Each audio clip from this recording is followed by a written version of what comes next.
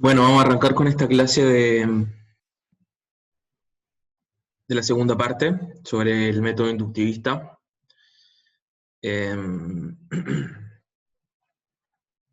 Voy a compartir la presentación, va a quedar grabado esto.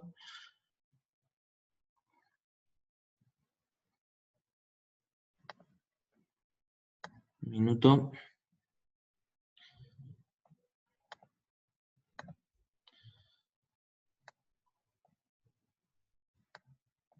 Ok.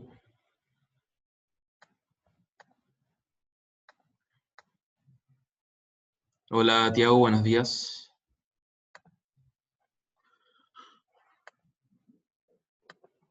Ok, bueno, lo que alcancemos a ver de la segunda parte va a estar dado por esto. Sí, Tiago, adelante. Si puede usar el micrófono, mejor.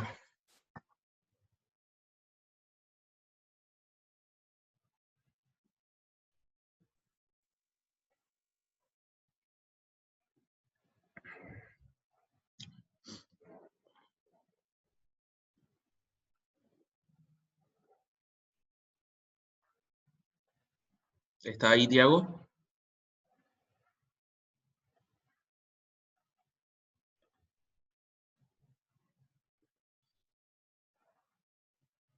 Sí, va a quedar grabada esta clase y va a ser lo que queda en el cronograma. ¿Ahí se me escucha? Sí, Ahí está. Ah, bueno, perdón, es que estaba tratando de hablar, pero no se escuchaba. Bueno, bien, no, ahora sí se que, escucha. sino que la pregunta era si esto después lo ibas a subir al cronograma, porque lo vi que estaba entrando al cronograma y no había nada. Y bueno, eh, Sí, voy a subir esta clase al cronograma, al canal de ok, YouTube y al cronograma. ok, bueno, gracias. Ok. Bien, entonces, lo que vimos en la parte anterior del curso estaba enfocado en introducción a la idea central y conceptos centrales de la metodología de la ciencia, y el plato fuerte era la lógica, una herramienta que nos va a permitir analizar ciertas cosas y más allá del uso para la metodología de la ciencia, en general, eh, la lógica como una herramienta poderosa para analizar la validez de los razonamientos, de algunos razonamientos, era un elemento central. Pero vamos ahora a ver, en lo que resta de las clases que tenemos, distintas metodologías de la ciencia que,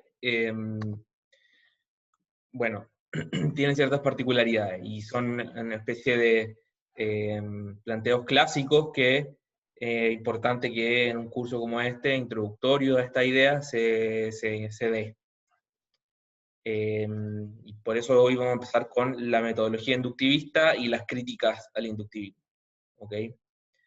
Entonces, vamos a analizar, como les decía, distintas propuestas en la metodología de la ciencia, que si recuerdan la primera clase, en la distinción entre métodos de descubrimiento y de justificación, o contexto de descubrimiento y justificación, estas distintas metodologías se han propuesto como ambos tipos de cosas. El inductivismo, vamos a ver, se propuso originalmente no solamente como un método de justificación, sino también de descubrimiento. En ese sentido, eh, está en contraposición en parte a la circunscripción que hicimos la primera clase, donde dijimos que nos íbamos a centrar en los métodos, en el contexto de justificación, eh, porque es la postura que adoptamos en relación a lo que, bueno, eso lo planteó el positivismo lógico a principios del siglo XX, pero vamos a ver que el inductivismo que viene de antes eh, se plantea justamente como una metodología que no solamente de justificación del conocimiento científico, sino también de descubrimiento.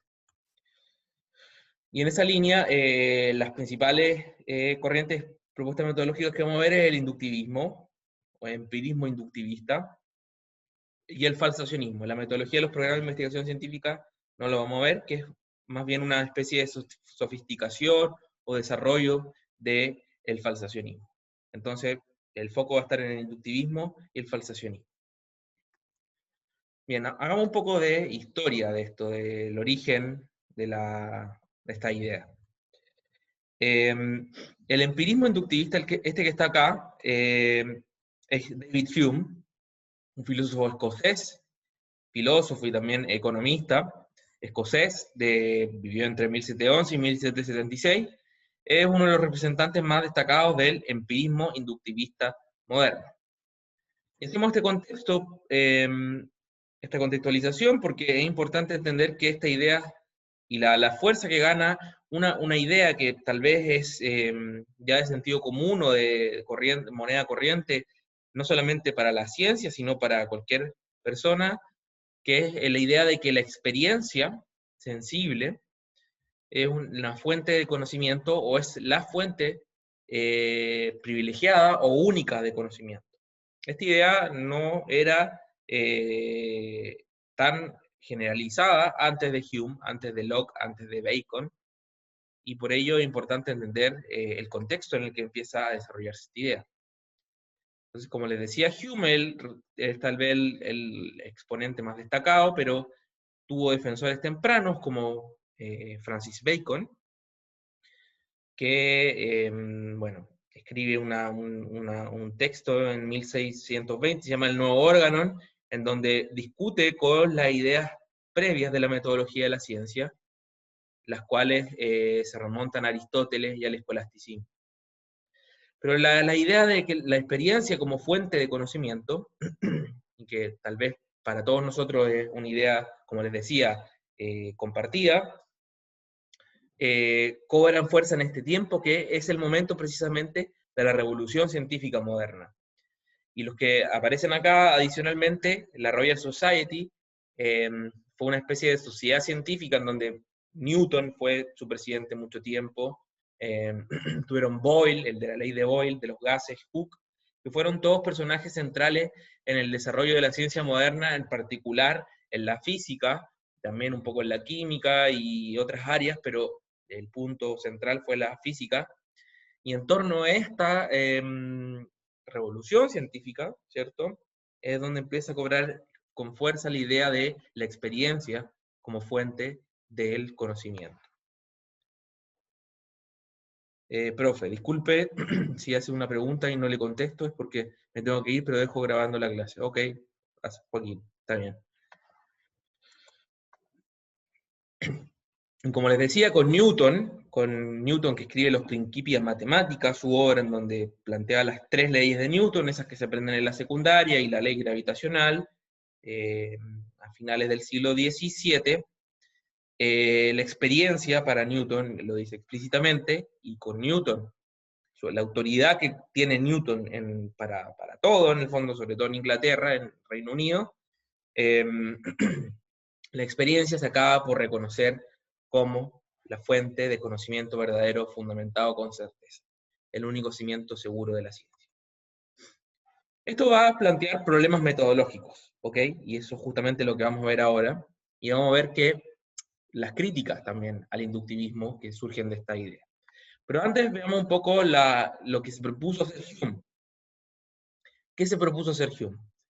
Bueno, los proyectos de investigación de Hume respecto al empirismo y las tesis que plantea en cada uno de sus proyectos de investigación se pueden resumir en uno psicológico y en uno epistemológico. El psicológico, ¿qué es lo que plantea su proyecto psicológico?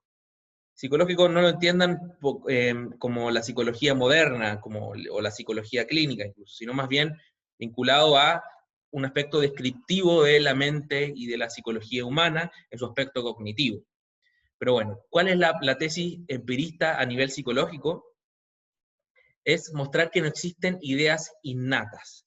Es decir, que nacemos sin ideas previas. El bebé empirista, el bebé inductivista, nace, en una analogía que se hacía en ese tiempo, que la hizo Locke, como una tabula rasa, es decir, una hoja en blanco, con nada en la mente, y obviamente eso implica, por contraste, que todo lo que se aprende, todas las ideas que llegan a nuestra mente, sean verdaderas o falsas, sean o no sean conocimiento, por eso es una tesis psicológica esta, todas esas ideas son adquiridas a través de la experiencia.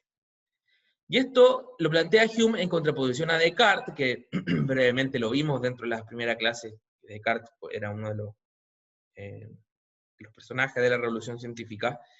Descartes planteaba que existían ideas innatas, es decir, ideas con las cuales nacíamos, el bebé racionalista de Descartes. Como por ejemplo la idea de causalidad, ¿cierto? La idea de que las causas tienen efectos, de que algo que ocurre tiene una causa, y a su vez las causas causan, valga la redundancia, efectos. La idea de sustancia, la idea de alma, la idea de Dios, todas esas ideas para Descartes, el contra quien discute Hume, eran innatas. ¿Ok? Y el proyecto epistemológico de Hume reconoce como conocimiento válido, tiene que ver, epistemológico tiene que ver con el conocimiento, ¿cierto? Por eso esta distinción. Psicológico tiene que ver con la descripción de cómo adquirimos ideas, sean verdaderas o falsas, sean conocimiento o no. Epistemológico tiene que ver con cómo se justifica y se adquiere el conocimiento, es decir, no solamente ideas en general, que pueden haber falsas, pueden haber ilusiones, pueden haber fantasías, sino esa parte de nuestras ideas que son conocimiento. Y lo que dice Hume es que conocimiento válido o conocimiento a secas son solamente aquellas ideas complejas, es decir, ideas compuestas por ideas simples, cuya estructura sea isomórfica, que es una forma de decir igual o equivalente, con impresiones sensibles. Ya vamos a ver qué quiere decir esto, pero esto que está acá, esta idea que está acá, resume lo que se llama el principio fundamental del empirismo.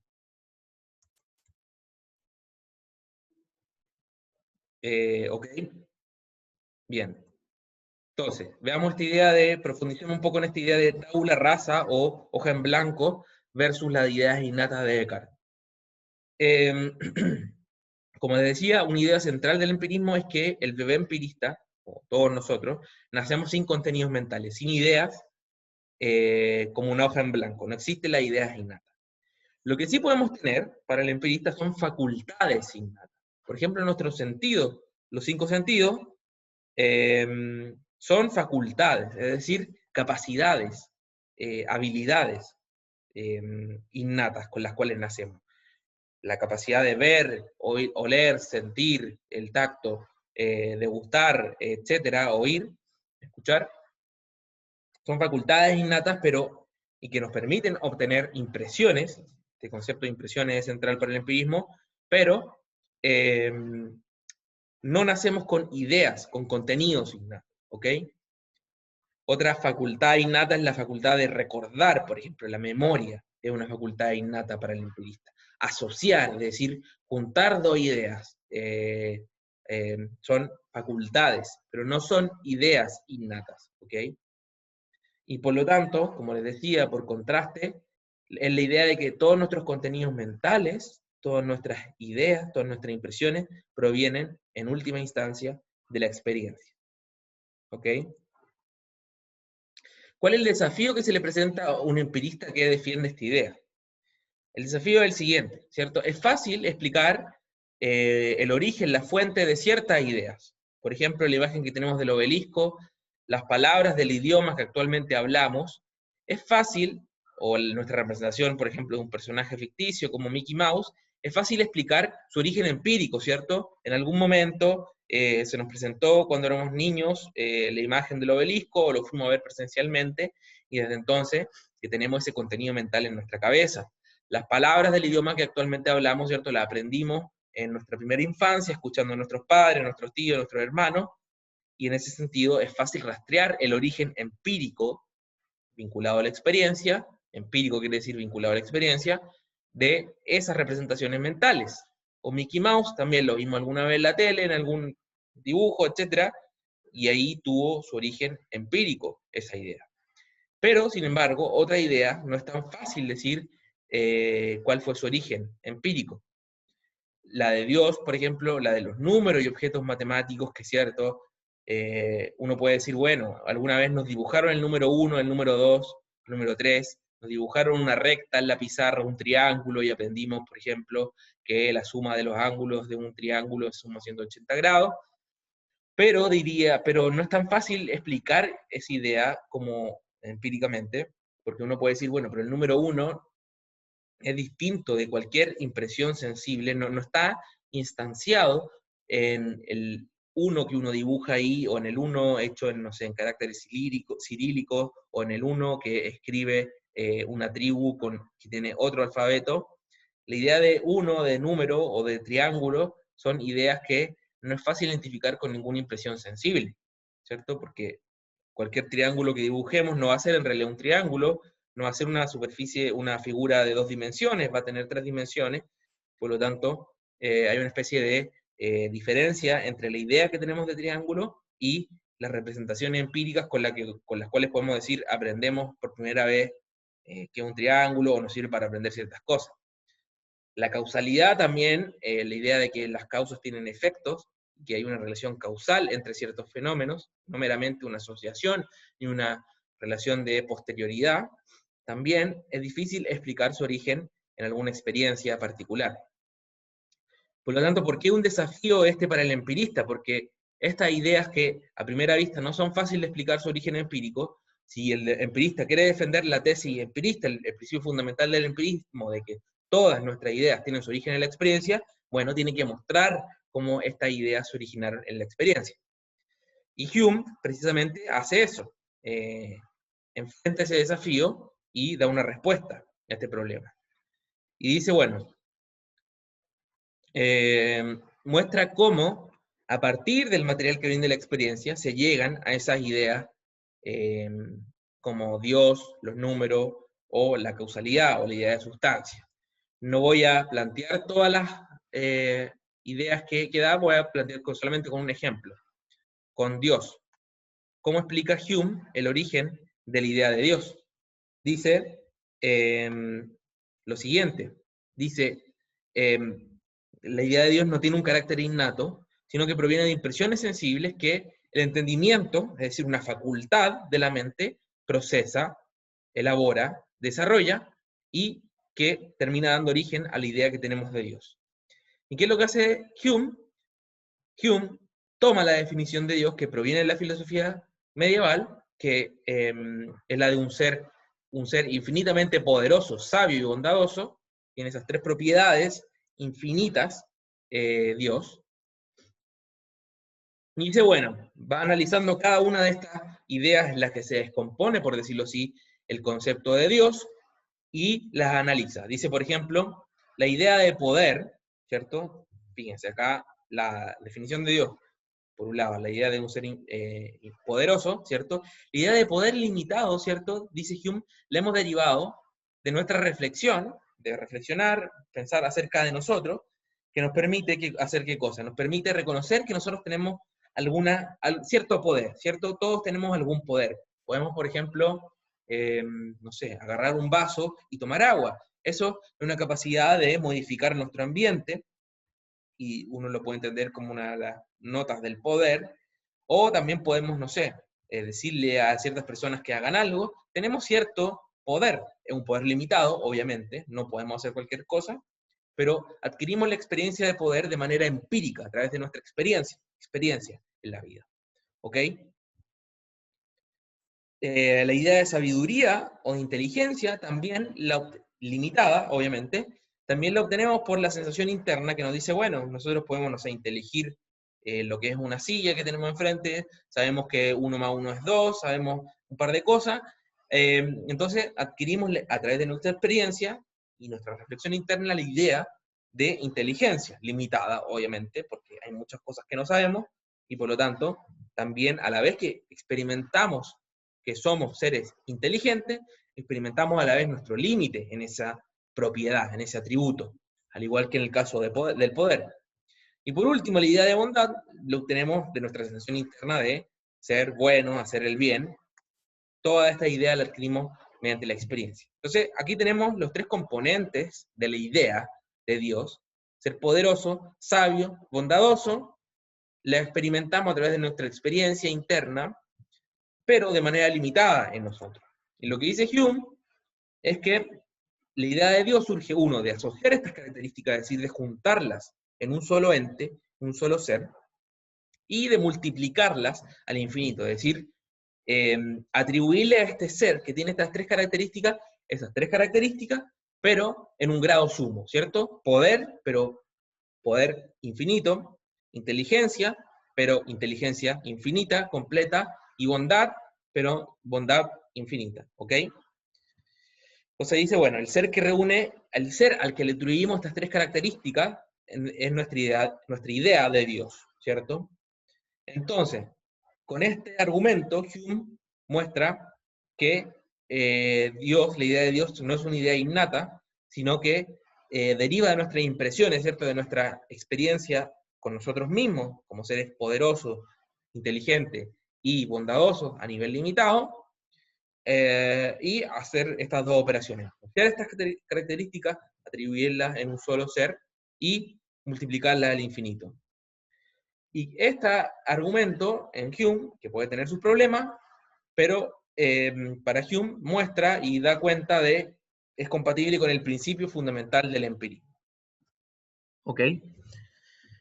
Es importante tener en cuenta que en Hume esto no es ni un argumento ni a favor ni en contra de la existencia de Dios, ¿cierto? Lo único que muestra este argumento es que nuestra idea de Dios tiene su origen, o puede tener su origen en la experiencia, pero eso por sí mismo no demuestra que exista o no exista Dios, porque que no todas las ideas que tienen origen en la experiencia son verdaderas, no todas constituyen conocimiento, y tampoco solamente lo que no es dable en la experiencia va a ser algo verdadero. Podría ser que Dios exista sin que tengamos conocimiento nosotros de ello.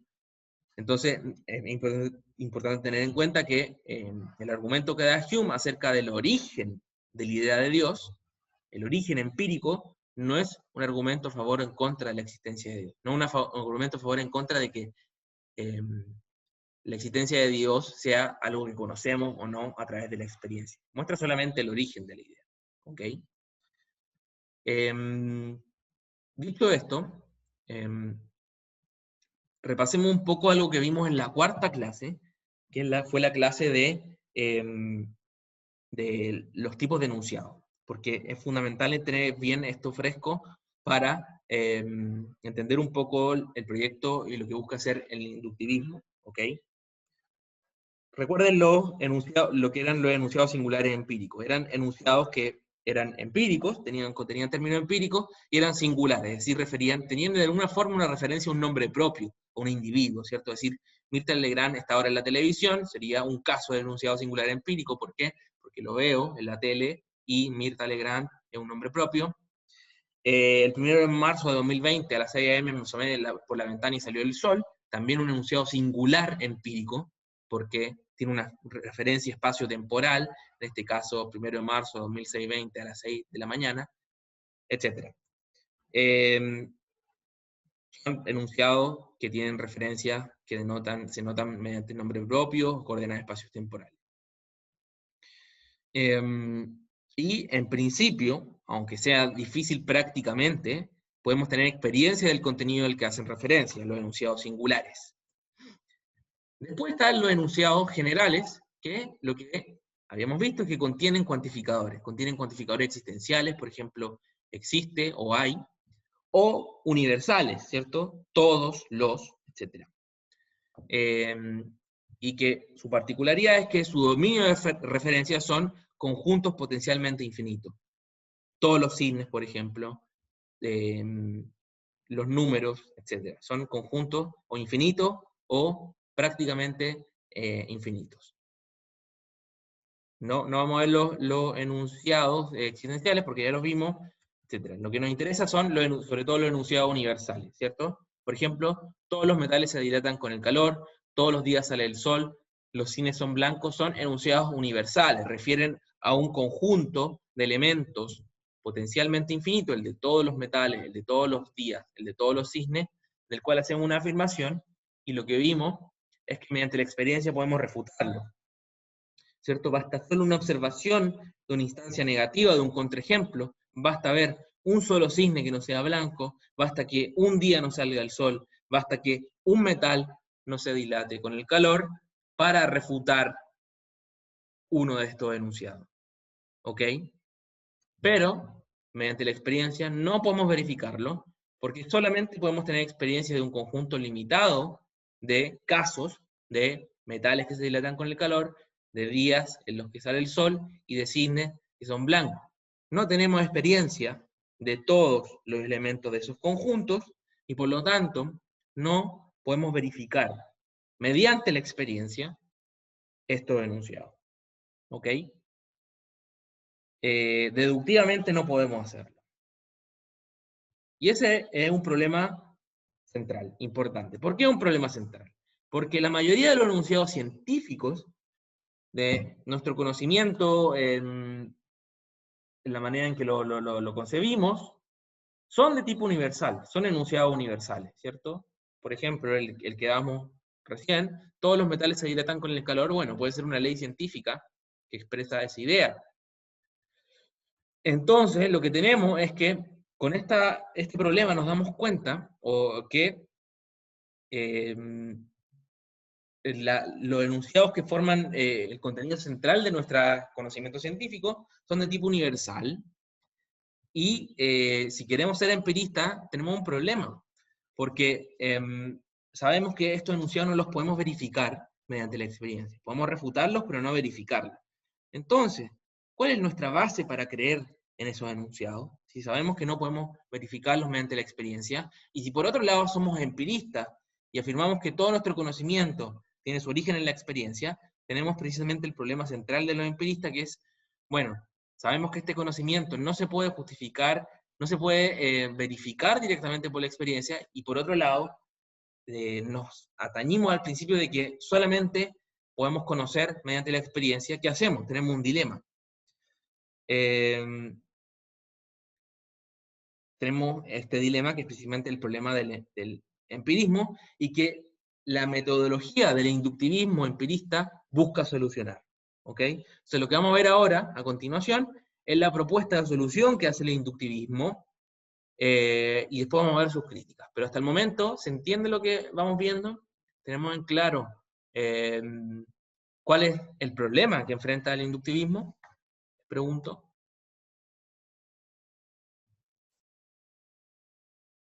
Pueden responder por el chat, pueden responder por el micrófono, si se va entendiendo.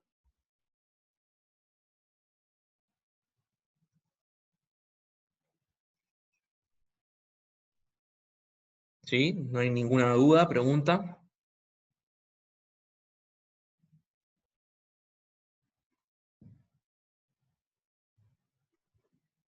Ok.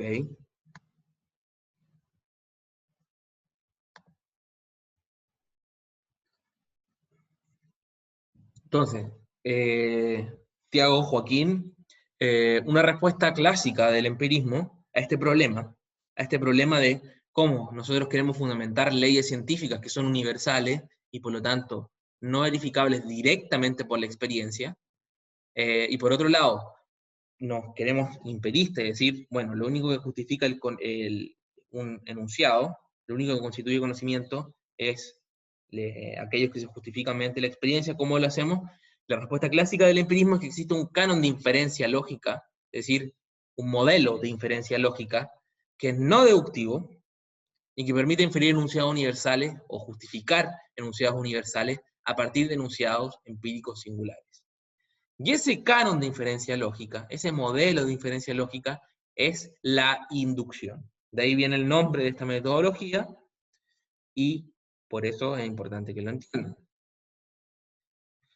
¿En qué se asienta este canon? ¿Cuál es la intuición que toma este canon, este modelo de inferencia? Es la siguiente, dice, bueno, es la idea de que nosotros aprendemos por repetición, ¿cierto? Aprendemos que hacemos la inferencia de que todos los días sale el sol, y nos acomodamos idea repitiendo varias veces la experiencia de que sale el sol. El día 1 el bebé empirista miró por la ventana y vio que salía el sol. El día 2 miró por la ventana desde su cuna y vio que salía el sol. El día 1000 vio que salía el sol. Y esa repetición de la experiencia de que sale el sol, o la repetición de la experiencia de los cisnes blancos, o la repetición de la experiencia de los metales que se dilatan con el calor, nos lleva a aprender.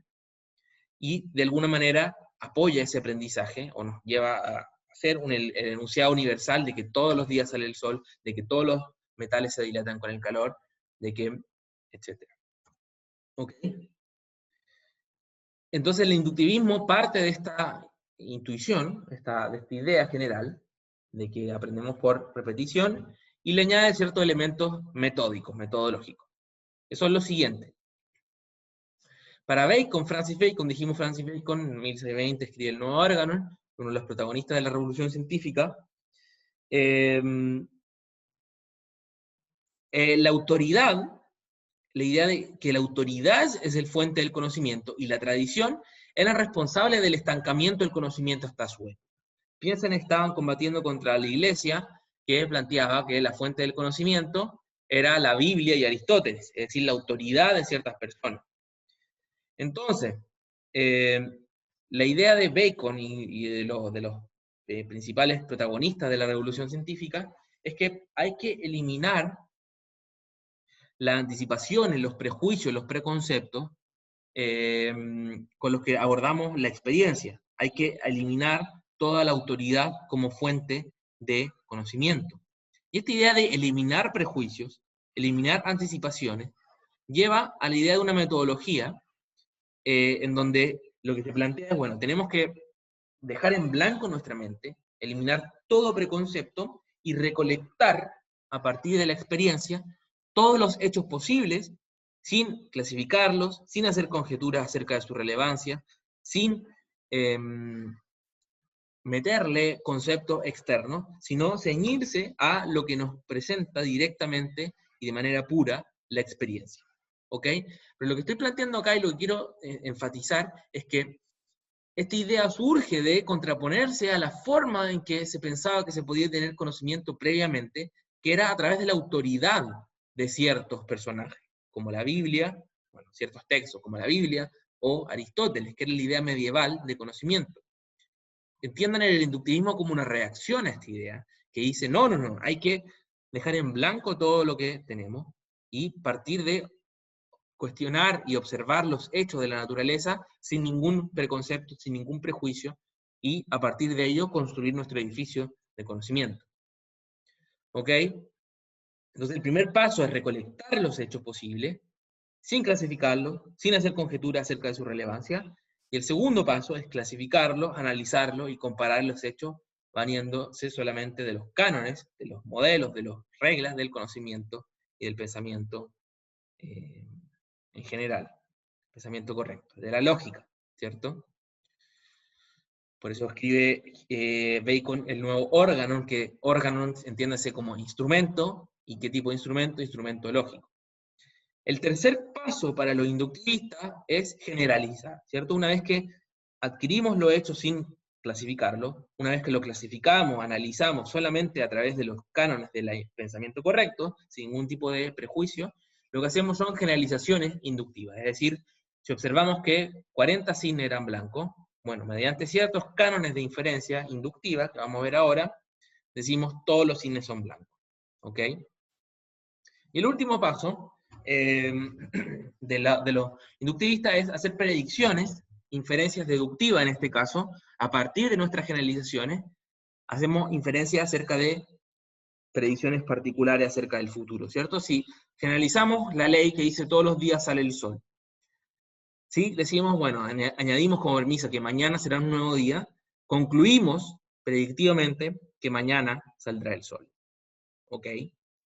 Es el cuarto paso deductivo del inductivista. ¿Okay? Estamos viendo la metodología inductivista ahora en más detalle. ¿Cierto? Entonces, como primer paso tenemos la recolección de hechos singulares sin prejuicios. Segundo paso, analizamos, clasificamos, comparamos esos hechos. Acá hay un salto, que es el punto central de lo que vamos a ver, ¿cierto? Nos vamos a enfocar en este paso, que es a partir de la análisis, clasificación y comparación de hechos que obtuvimos a través de observaciones particulares y por lo tanto que recolectamos en enunciados empíricos singulares, ¿ok? Eso es importante tenerlo en cuenta. A partir de esa base de hechos que recolectamos, generalizamos. Y esas generalizaciones son para los inductivistas las leyes científicas. Generalizaciones de la experiencia que toman estos hechos singulares y los generalizan en leyes científicas que son universales, ¿cierto? Ya no hablamos de los 40, de los 50, de los 1000, de los millones de cisnes que observamos, sino que hablamos de todos los cisnes.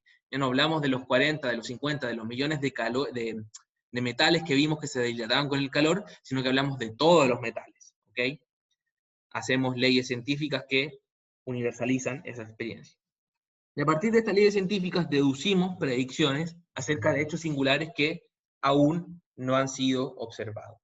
Pero esta es la esencia, estos 4 pasos, es la esencia de la metodología inductivista que, repito, su motivación es contraponerse a la idea previa medieval de conocimiento que planteaba que la autoridad es la fuente de conocimiento.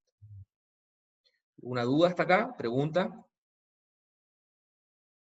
Ok, ¿cuáles son las ventajas de esta concepción? Bueno, ofrece un método alternativo a la autoridad. Segundo, se condice, se relaciona con la idea moderna, según la cual el conocimiento crece, aumenta, es una idea moderna. Antes se creía que el conocimiento era limitado, es decir, había un cuerpo de conocimiento que ya había sido revelado por Aristóteles y la Biblia. Y, en cambio, ahora la idea es que podemos descubrir nuevas cosas, ¿ok? Se pueden inventar instrumentos y experimentos que nos ayuden a ello, ¿ok? Entonces ahora vamos a ver, dijimos, dejamos en suspenso, ¿cierto? Cuando vimos este esquema, dijimos, vamos a profundizar en cómo son las generalizaciones inductivas. Y dijimos también, en una filmina anterior, es que dijimos que le añade al inductivismo esta idea de la que se inspira el inductivismo, le añade ciertos elementos metódicos. Ahora vamos a ver esos elementos metódicos, que precisamente son el canon de la inducción. Es decir, foco en el paso 3. ¿Y cuál es ese elemento metódico? Bueno, tenemos un argumento, un razonamiento que no es deductivo. ¿Y cómo simbolizamos el hecho de que no sea deductivo? Que en vez de poner una línea continua, ponemos una línea puntuada, que muestra que lo que estamos haciendo acá es un salto de premisas a una conclusión que no es deductivo, es distinto de la deducción. ¿Por qué es distinto de la deducción? ¿Qué es lo que caracteriza la deducción? Lo que caracteriza la deducción son argumentos que necesariamente preservan la verdad, es decir, que si las premisas son verdaderas, la conclusión necesariamente debe serlo, y en este caso no se da. ¿Por qué? Vamos a ver a continuación. Bueno, ya lo deberían saber, porque si sabemos que una cantidad finita de cisnes son blancos, eso no garantiza que todos los cisnes sean blancos. Entonces no hay necesaria preservación de la verdad. El argumento puede estar bien, por motivos que vamos a ver ahora, que son los elementos de validación de un argumento inductivo, y no necesariamente preservar la verdad. Es decir, podría ser falsa la conclusión siendo verdadera las premisas. Es decir, que todos los cisnes que hemos observado del 1, 2 hasta el n son blancos, y que, sin embargo, no todos los cisnes son blancos. Pero bueno, ¿cuáles son los elementos que tenemos acá en este razonamiento? ¿Y qué es lo que hace correcto a un razonamiento inductivo? Decimos correcto y no válido porque reservamos el concepto de validez a las inferencias deductivas. ¿Ok? Bueno, tenemos una serie de premisas, n premisas, que lo que vamos a llamarlo es la base inductiva. La base inductiva son un conjunto de observaciones, un conjunto expresadas en enunciados singulares, empíricos, de que el cisne 1, por ejemplo, que observé en los lagos de Palermo, es blanco, del cisne 2, que le vamos a poner un nombre, el cisne Juanito, por poner un nombre propio, es blanco, hasta el cisne n es blanco. Esa base de n enunciados singulares la vamos a llamar nuestra base inductiva. La conclusión de un razonamiento inductivo, de una generalización inductiva, va a ser siempre un enunciado universal que lo que hace es predicar la propiedad que hemos visto en cada uno de los elementos de nuestra base inductiva, predicar la propiedad del conjunto de los individuos que observamos en esta base inductiva, en este caso los cisnes, la predicamos de todos los cisnes. Es una generalización, por eso se llama el argumento también generalización inductiva. Y este paso, el nombre de este razonamiento en general, y la inferencia que está apoyando esto es la generalización inductiva, ¿ok? Entonces, este es el razonamiento que vamos a analizar cuáles son sus condiciones de corrección, no validez, porque solamente los argumentos deductivos pueden ser válidos o inválidos. Estamos planteando otro canon de inferencia distinto a la deducción. que puede tener éxito o no, pero tenemos que primero entenderlo. Entonces, ahora sí, cuáles son los requisitos de una generalización inductiva correcta, que sea exitosa. Van a ser 3 requisitos. Y esto anótenlo y ténganlo en cuenta porque obviamente es algo susceptible de ser preguntado en un parcial. Primero, que la base inductiva B, ¿cierto? Los n enunciados debe ser grande, ¿ok? Debe ser una base grande. Si vimos una vez un cisne que era blanco, o 2 cisnes que son blancos, uno intuitivamente diría, bueno, todavía no basta para hacer la generalización de que todos los cisnes son blancos. Vimos, si por primera vez conocemos en la calle los autos, y pasa un auto, el primer auto que vemos en nuestra vida, y es blanco, pasa un segundo auto y vemos que también es blanco, lo que diría el canon inductivista, bueno, no nos apresuremos, todavía no hay que generalizar y hacer una generalización que diga todos los autos son blancos. Prontamente vamos a ver que, ampliando nuestra base inductiva, van a aparecer autos que no son blancos. Segunda condición, la base inductiva B debe ser variada. ¿Qué quiere decir variada? Bueno, intuitivamente, o a un nivel informal, quiere decir que lo obtuvimos por circunstancias muy distintas, ¿cierto? Cines que obtuvimos en los lagos de Palermo, que vimos en los lagos de Palermo, cines que vimos en Australia, posiblemente, si pudiéramos, cines que vimos en otra civilización extraterrestre, etcétera, etcétera. El requisito es que la base inductiva sea lo más variada posible, ¿ok? Y el tercer requisito es que no deben haberse observado contraejemplos. Nunca tenemos que haber observado un cisne que no sea blanco. Nunca se nos debe haber aparecido un cisne negro. Nunca se nos debe haber ocurrido un día en que no sale el sol, etc. Y la inducción lo que plantea es que si se cumplen estas 3 condiciones, podemos hacer una generalización inductiva correcta. Pregunta, les pregunto a ustedes, en base a lo que hemos dicho, si esa generalización inductiva es correcta, podemos concluir que el argumento es válido, que siempre va a ser verdadera la conclusión, en base a lo que hemos dicho.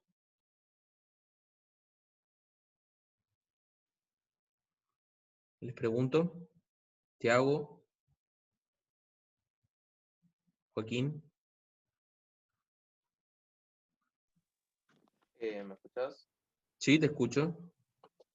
No sé si está bien, pero me parece que tipo, el argumento puede ser válido, pero la conclusión puede ser falsa. O sea que la conclusión puede ser falsa, pero el argumento sigue siendo válido. Puede ser así o... Está semi bien tu respuesta porque efectivamente lo que estamos viendo es que estamos planteando un canon de inferencia distinto a la deducción y que la idea central de la deducción era que los argumentos deductivos válidos son aquellos en los cuales si las premisas, y el condicional es muy importante ahí, si las premisas son verdaderas, la conclusión necesariamente es verdadera.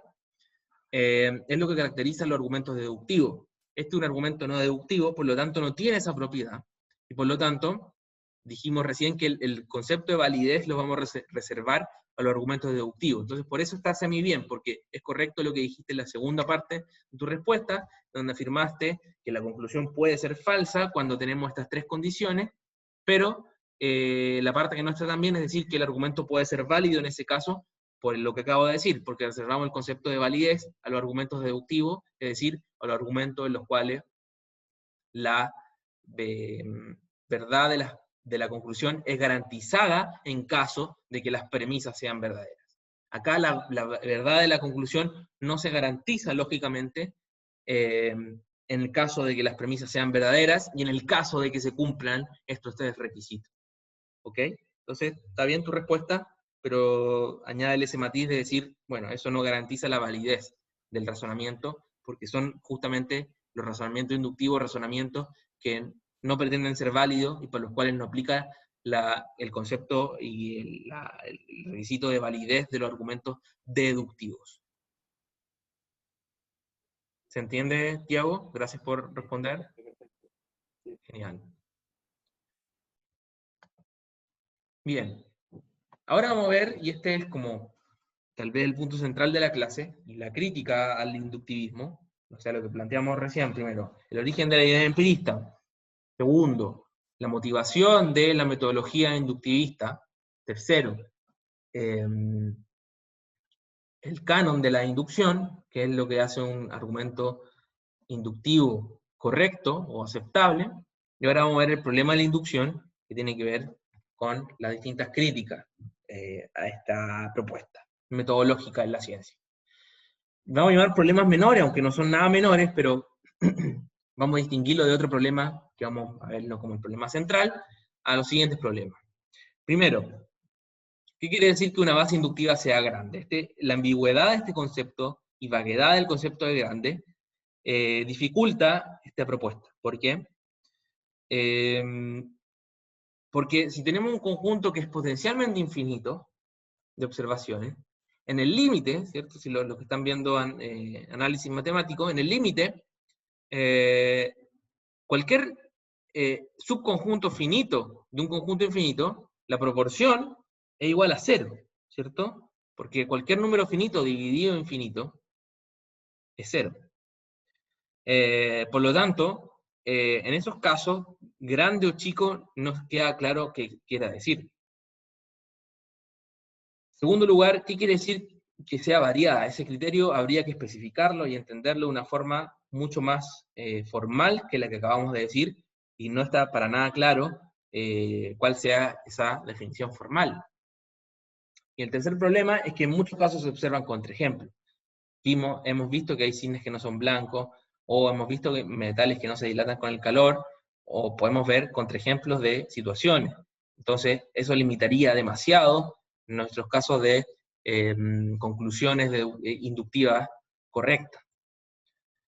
Por otro lado, la observación siempre está impregnada de prejuicios, siempre está impregnada de conceptos, siempre está impregnada de categorías y de teoría previa.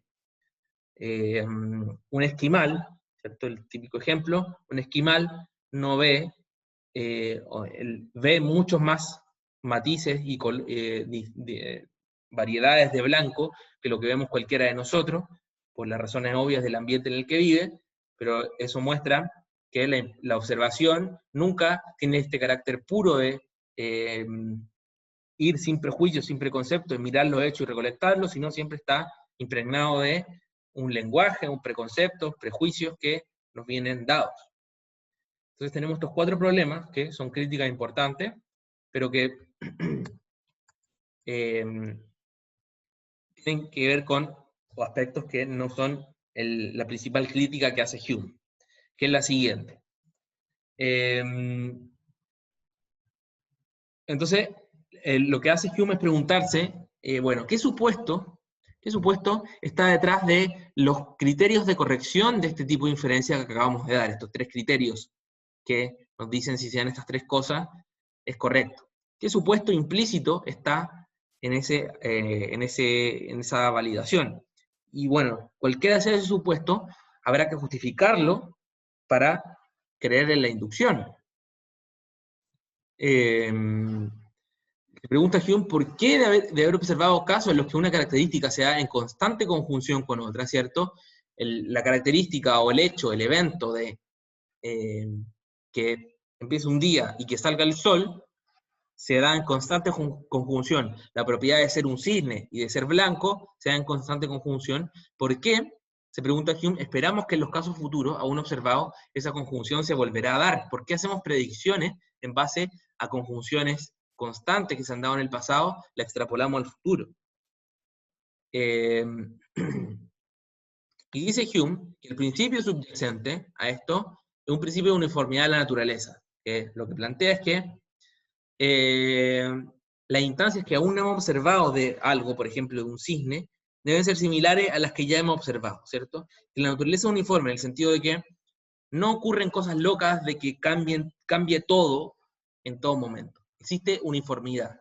Los cisnes, si hemos observado que son blancos, no va a pasar de que de repente sean azules, o rojos, o fucsia, o celeste, de un momento a otro. La naturaleza es uniforme. Dice, este es un supuesto implícito que está detrás. Este principio metafísico está detrás. Y se asocia a un principio lógico, que es el principio de inducción, que lo que afirma es que siempre exceden los requisitos 1, 2 y 3, es decir, base inductiva grande, base inductiva variada. Una observación de contraejemplo dice este principio lógico que podemos concluir que la generalización inductiva, la conclusión de nuestro razonamiento inductivo. Entonces, lo que plantea es un dilema a esta propuesta. Dice, cuando suponemos que una generalización inductiva es válida, estamos presuponiendo, estamos aceptando el principio de uniformidad de la naturaleza, o su versión lógica, que es el principio de inducción. Y lo que tenemos que hacer no es la pregunta acerca de si estos principios son válidos o no. ¿Ok? Y lo que hace Hume es plantear un dilema, que lo que vamos ahora es verlo brevemente, y que plantea lo siguiente. Dice, solamente existen argumentos que son demostrativos, y lo que él llama argumentos probables, empíricos, ¿cierto? Que podrían justificar estos principios. ¿Ok? Y a partir de esto se genera un dilema que muestra que los principios no son justificables.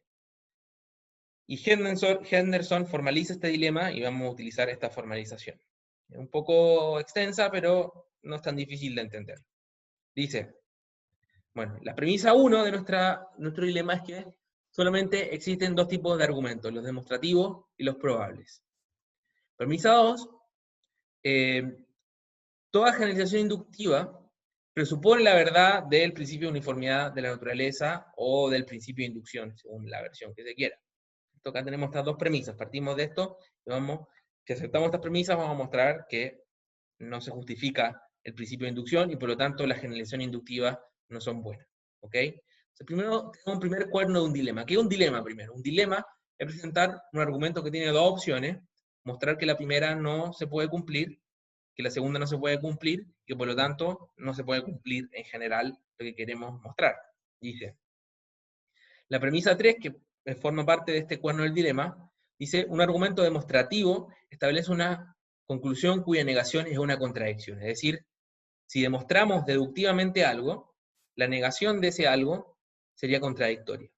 Dice, bueno, ¿qué tenemos? La premisa 4, que la negación del principio de uniformidad de la naturaleza, o del principio de inducción, no es contradictoria. Es decir, perfectamente podemos concebir un mundo posible en donde negamos el principio de uniformidad de la naturaleza. Es concebible un mundo en donde no se da esta uniformidad de la naturaleza y donde el principio de inducción no es verdadero. Por lo tanto, la negación de cualquiera de estos principios no es contradictoria.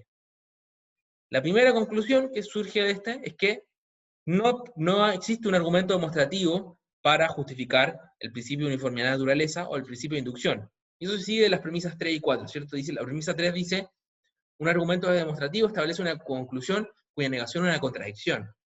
Premisa 4 dice, la negación del principio de uniformidad de la naturaleza no es contradictoria. Por lo tanto, no hay un argumento demostrativo que justifique el principio de uniformidad de la naturaleza o el principio de inducción. Eso creo que se ve claramente. La segunda cuerno del dilema tiene que ver con, bueno, el primer cuerno vio si se podía justificar demostrativamente el principio de uniformidad de la naturaleza o el principio de inducción, y mostró que no. Segundo cuerno tiene que ver, la segunda alternativa, ¿cierto? Solo hay dos tipos de argumentos. Veamos si podemos justificarlo mediante un argumento probable, un argumento empírico. Y va a mostrar que no se puede. Veamos por qué muestra eso. Dice, cualquier argumento probable para establecer la verdad del principio de inducción presupone el principio de inducción. ¿Por qué? Porque vimos recién que los argumentos probables, los argumentos empíricos, eran justamente argumentos inductivos. Lo que queremos mostrar son que los argumentos inductivos son correctos. Para mostrar que son correctos tenemos que justificar el principio de inducción, y por lo tanto, si queremos justificar el principio de inducción mediante un argumento inductivo, tenemos que presuponer el principio de inducción. ¿Cuál es el problema de esto? Que la premisa 6 es el principio de no circularidad, que es un principio bastante obvio que dice, un argumento a favor de un principio no debe presuponer el mismo principio. Cuando argumentamos a favor de algo, queremos mostrar, apoyar ese algo con razones distintas de ese mismo algo. Si decimos, los cines son blancos porque los cines son blancos, estamos cayendo en circularidad. Estamos queriendo fundamentar una conclusión a partir de la misma conclusión. Entonces no añadimos nada en nuestro razonamiento. Aplicado al problema que tenemos acá, si queremos justificar el principio de inducción mediante un argumento probable, estamos presuponiendo el principio de inducción. Entonces estamos diciendo, en forma abreviada, el principio de inducción es correcto, es adecuado, porque el principio de inducción es correcto, es adecuado. Es un argumento que no sirve. Eso dice la premisa 6. Y se concluye de esto la conclusión número 2, es que no hay ningún argumento probable para el principio de inducción. ¿Por qué? De P5 y P6, porque la premisa 5 dice, todo argumento probable para establecer la verdad del principio de inducción presupone el principio de inducción, y la premisa 6 nos dice, cualquier argumento que haga esta cosa, esto de presuponer lo que quiere demostrar en sus premisas, no es un argumento adecuado. ¿Ok? Por el principio de no circularidad. Entonces, ¿qué mostramos? Consecuencia. No hay ningún argumento para el principio de inducción. ¿Por qué? De la conclusión 1 que mostraba que no hay ningún argumento demostrativo para el principio de inducción, de la conclusión 2 que mostraba que no hay un argumento probable para el principio de inducción, y de la premisa 1 que nos dice que solamente existen argumentos probables o demostrativos, concluimos que no hay ningún argumento para el principio de inducción.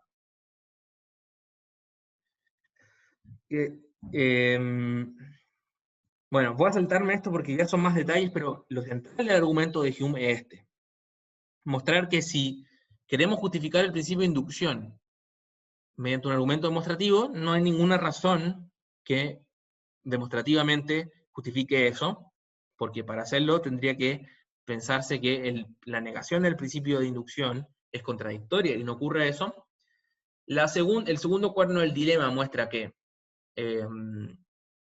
si queremos justificarlo mediante un argumento probable, tenemos que presuponer el mismo principio de inducción, y eso es caer en circularidad, y por lo tanto no podemos justificarlo por ahí. Y como es un dilema que dice, bueno, hay solamente dos tipos de argumentos, no hay ningún argumento para justificar el principio de inducción. Y lo que viene acá, básicamente, es decir, concluir que la generalización inductiva, puesto que presuponen la verdad del principio de inducción, y no tenemos ningún razonamiento para justificar el principio de inducción, la generalización inductiva no está justificada. ¿Ok? Ese es el razonamiento.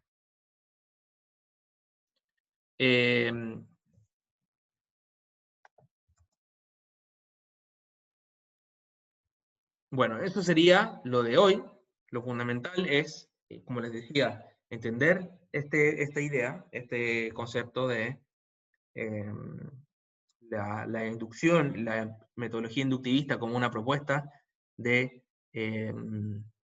metodología de la ciencia, y ver las razones por las cuales se quiso defender, entender que es una inferencia inductiva, y sobre todo, entender las críticas a la inducción. ¿Por qué hacemos esto de presentar una metodología y plantear las críticas y desecharlas? Porque vamos a ver a continuación, en la clase que viene, una metodología alternativa al falsacionismo que plantea justamente una alternativa a esta propuesta metodológica, pero esa alternativa surge justamente de las críticas que le hacemos al inductivismo. Y por eso es importante analizar estas críticas, entenderlas y ver lo que surge de ellas. ¿Alguna pregunta, Tiago?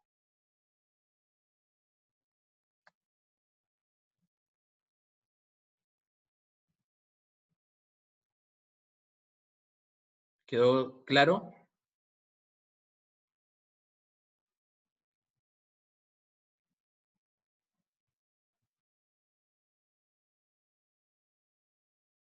Bueno, asumo que sí.